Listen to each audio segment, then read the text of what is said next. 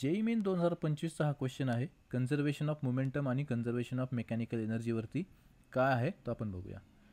Consider two blocks A and B of mass 10 kg and 5 kg that are placed on a frictionless table. Block A moves with constant speed v 3 meter per second and block B is kept at rest. A spring with spring constant 3000 Newton per meter is attached with the block B as shown in the figure. After the collision, suppose that block A, B along with the spring move in constant compression together. Then the compression in the spring is, the springचं compression किती आहे ते आपल्याला विचारले आणि after the collision they move together. The conservation of momentum जर आपण लावलं तर आपल्याला काय येईल, m1 into u is equal to m1 plus m2 into v.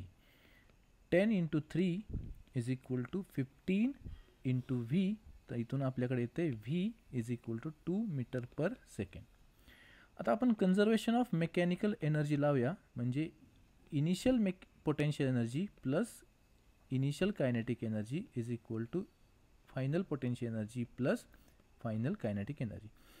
Initial potential energy 0 आहे, इनिशियल कायनेटिक एनर्जी आहे half into m1 into u square is equal to final potential energy आहे half into k into x square plus final kinetic energy आहे half into m1 plus m2 into v square.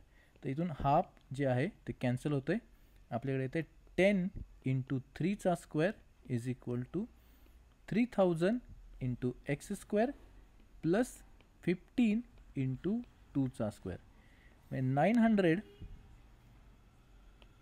900 minus 600 is equal to 3000 into x square.